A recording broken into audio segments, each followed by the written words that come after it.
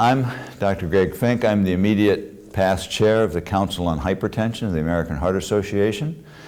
And we're here this afternoon in Orlando at the annual fall scientific sessions of the Council on Hypertension. And for this particular session, we're having the opportunity to hear from two of our featured speakers in today's session on recent advances in hypertension. And I want to start out by introducing the first speaker of our two in this session, and that is Dr. Elaine Urbina, who is a physician and a researcher at the University of Cincinnati Children's Hospital. And her talk and both talks actually focused on early life factors that can influence the subsequent development of cardiovascular disease. So let me begin by asking Dr. Urbina to just briefly summarize the gist of her presentation today on that topic. Well, thank you very much for this opportunity. I had a great time in this session because we did get to talk about something very dear to my heart, which is basically early life experiences and how that can influence cardiovascular risk in the future. I focused on cardiovascular risk factors, including obesity, hypertension, diabetes, and dyslipidemia, and how that actually affected non-invasive measures of target organ damage, including measures of the heart and the vasculature. And the bottom line is, high-risk youth do have actual cardiac and vascular damage, so we really need to start young if we're going to prevent future heart disease and stroke. You know, Dr. Urbina, if you don't mind, before we go on, one question that might have occurred to some of us in the audience, especially those who are not clinicians, you used a number of what looked to be fairly sophisticated, non-invasive methods for assessing these potential target organ changes, and I'm wondering if the average physician out in the community would have access to these devices, and could they readily implement them to do the sort of studies that you talked about today? Right. You know, that's a great question. Now, in terms of cardiac target organ damage, echocardiography is widely available and is actually recommended prior to pharmacologic therapy of youth with hypertension. Now, the vascular measures are a bit more experimental. Unfortunately, we do not have sufficient normative data across race, ethnicity, and ages to actually know exactly what's a normal carotid thickness or pulse wave velocity in youth. But I do believe in the future we will be applying these methods as we're trying to risk stratify these young people. Thanks, I really appreciate that. I'd like to now pass the baton, so to speak, to Dr. Jennifer Pollock from the University of Alabama in Birmingham, who spoke about a somewhat different set of early life factors that could potentially influence subsequent cardiovascular disease development.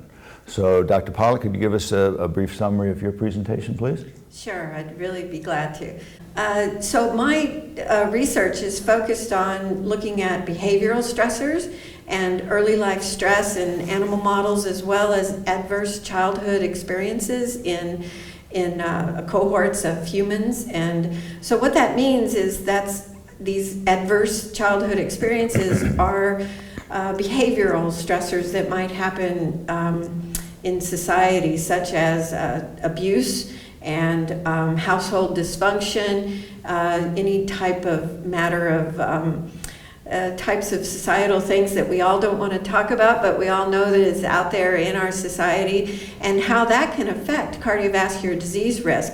And what we found is that that is a risk factor for hypertension, and that it changes the level of hypertension much sooner and much to a higher degree in a cohort that we've looked at. And we're now trying to look at even more cohorts across the US of more Americans.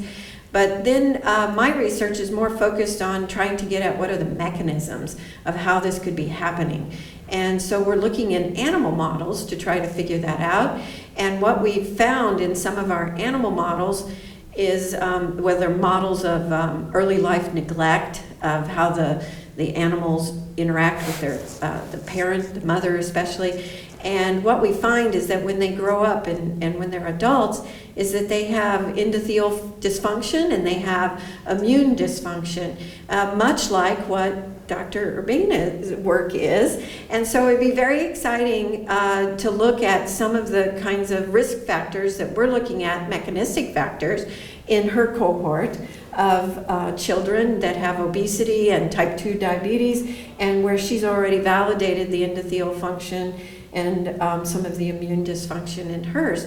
So a possible collaboration that came up is that we could look at the incidence of adversity in childhood in her cohorts also. So Jennifer, you bring up a really great point. We know that there's many socioeconomic features of the obesity epidemic and the mechanisms by which they increase the risk for future heart disease and stroke do need to be explored. I've done some limited work looking at cardiovascular stress tests and blood pressure in youth as part of the Bogalusa Heart Study, and we saw clear racial differences in blood pressure response to isometric hand grip, cold pressor tests, and also differences in autonomic function as measured by heart rate variability. So this may also be a mechanism by which racial disparities in heart disease may be happening. I think you bring up a great point, that there's so many of these interactions that we don't know about, and these behavioral changes, I think we're just scratching the surface to try to figure out how these mechanisms can actually play a major role in cardiovascular disease in adults.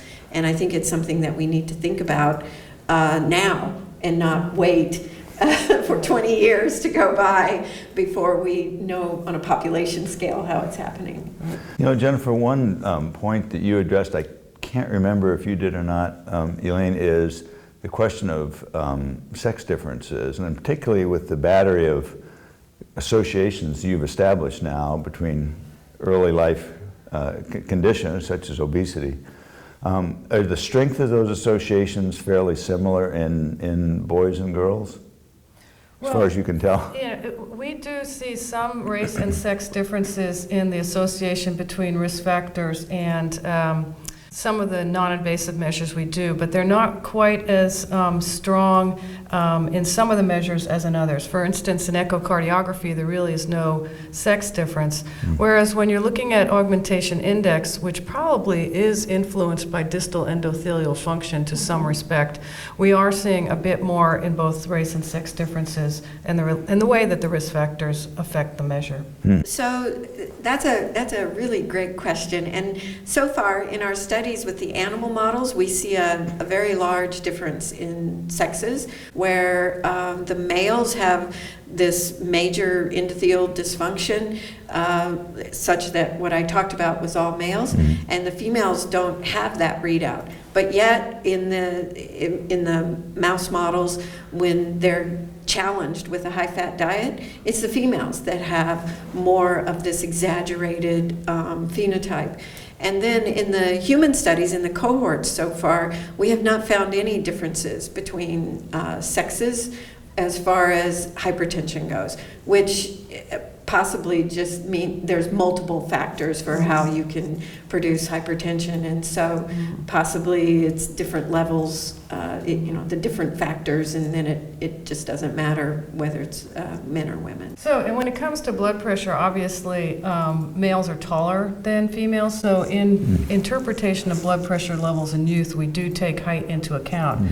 But there are racial differences. Many cohorts, such as the Bogalusa Heart Study, have demonstrated that African Americans have, adolescents have blood pressure levels 3 to 5 millimeters higher than their white counterparts.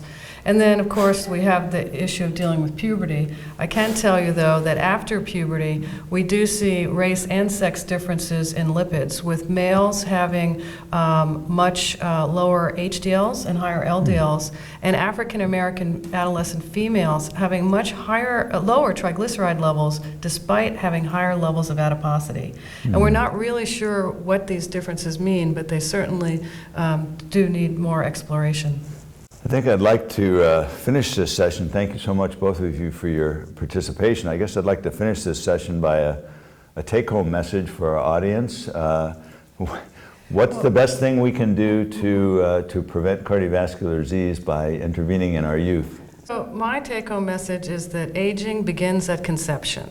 And there is normal aging and accelerated aging, and if we can get people up off the couch and out in the garden to pick their fruits and vegetables, we will have found a way to a healthier world. And I think my take-home message would be related to society concerns with adversity in childhood, that this is a major way we can prevent a lot of cardiovascular disease, is to prevent a lot of society's kind of underbelly, if you will, of concerns with adversity during childhood.